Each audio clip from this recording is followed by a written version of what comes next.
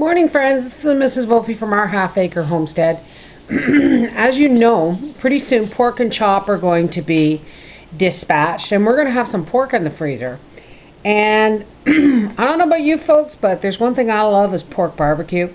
So today I'm going to make a batch of barbecue sauce for the summer. I'm going to make it, I'm going to can it, and then I'll have it. All right. So what you're going to need for this is I have a can of pineapple juice, a can of tomato juice, tomato paste, molasses, garlic powder, onion flakes, cayenne pepper, Keen's dry mustard, and vinegar. So what we'll do first is we're going to take our pineapple juice. I have my tripod handy here, so we're just going to open our can of pineapple juice because we want this to cook down. So hence it being like 6 o'clock in the morning here. And I'm just going to pour this in the crock pot to simmer and cook down a little bit for the day. And then we'll add some more ingredients later. We're going to want this pineapple juice to cook down. I'm going to save myself a little glass of that for later. Alright, so we got most of a can of pineapple juice. Depends on how much you want in there. And we're just going to cook that on high, for a couple of hours. We'll see you back when we add the rest. Okay folks, now that we have our pineapple juice reduced down to about half, we're going to add the rest of the ingredients. And then we're going to let it cook the rest of the day. Now, I'm sure there are lots of people out there that would just make this from tomato paste. But you know what? You know me, folks. I like to experiment. So in this half reduced or concentrated pineapple juice, we're going to add a can of tomato juice. Now this is not a quick process. That's my clock telling us it's noon hour. Now this is not a quick process. Then we're going to add about a half a cup of apple cider vinegar. Not too much because this is already really acidic from the tomato and the pineapple.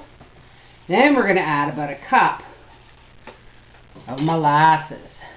There we go. I let it sit out on the table so it was nice and runny. There we go. Cup to a cup and a half. Remember, this is going to cook down. And the last ingredient is a can of tomato paste. Now, if this isn't as thick as I'd like it by the end of the day, I will add another can of tomato paste. All right, let's just get that all stirred up. I don't know how well you can see that. Okay, this is what do we have in here now? We have our can of pineapple juice that we've reduced to half, a can of tomato juice, and what's the ounces on that? 48 ounces of tomato juice, a 5.5 ounce of tomato paste, a cup of molasses, and a half to 3/4 of a cup of vinegar. Now let's just taste our base. Oh, that's going to be tangy and zippy and sweet. We may want to add some brown sugar. But we'll see, because, you know, we're going to add garlic and onion, and that has a tendency to sweeten as it cooks. And this stuff is going to cook down. It is going to cook down, and we are going to add seasonings. So let's put the lid on this and let it heat right back up, and we'll get the rest of our stuff ready, which is our spices. Now, I've never made this particular recipe, but I kind of dreamed this up in bed one night. So first off, we're going to start with the really hot stuff because we don't want to go overboard. So we're going to do about a half a tablespoon of chilies. Now I'm Canadian, folks. I don't like, you know, I don't like things so hot that I got smoke coming out my ears and and frothing at the brain there kind of thing. So we're going to do a half a tablespoon of cayenne. And then we're going to do a tablespoon of paprika. This isn't the hot paprika. This is just regular paprika. This is not what you would call Hungarian, say, paprika. What's this doing there? Okay, then we're going to do about a half a tablespoon of black peppercorns, because we are going to grind this. Okay, maybe, there we go. And we're going to do about a teaspoon of dry mustard powder, because we don't want to add any more liquid to this than we need to. About a teaspoon of dry mustard powder. Now we get into my favorite seasonings. Alrighty, let's put in 2 tablespoons of garlic. There we go.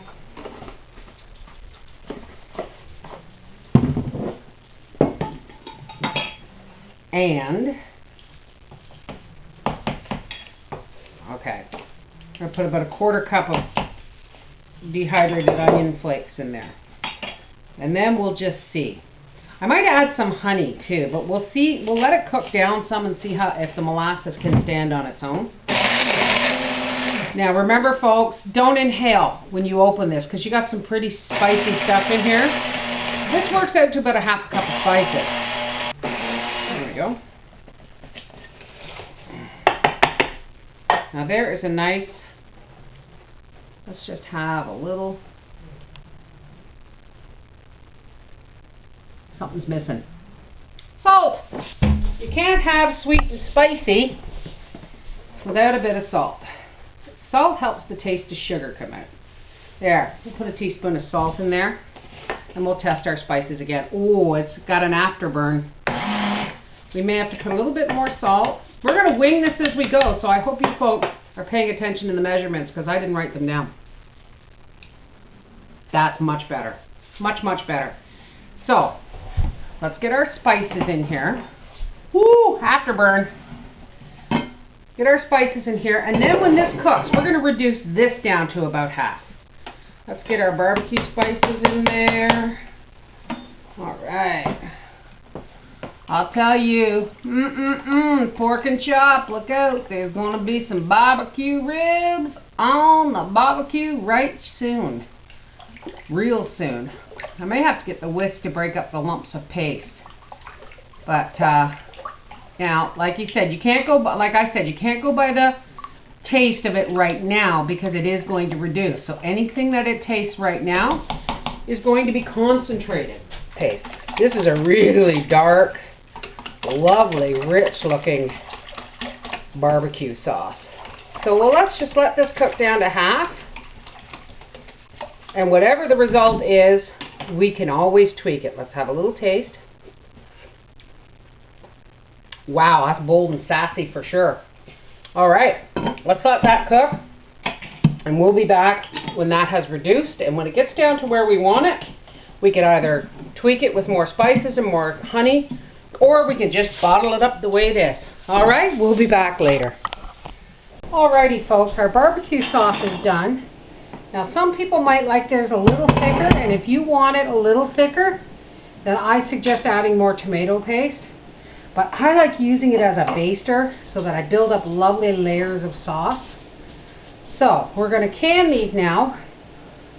I have washed, rinsed, and put my canning jars in the oven for a minimum of 15 minutes on 200 degrees.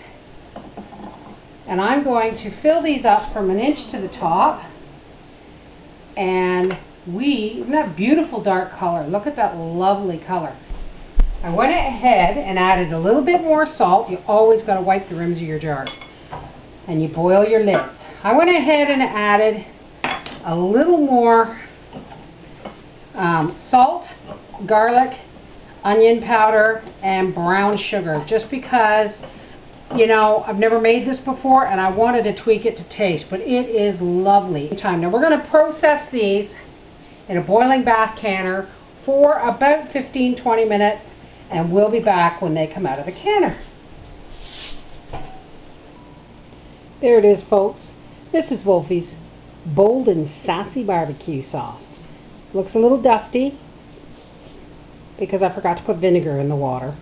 But bring on summer. This recipe made 5 pints. And it is yummy.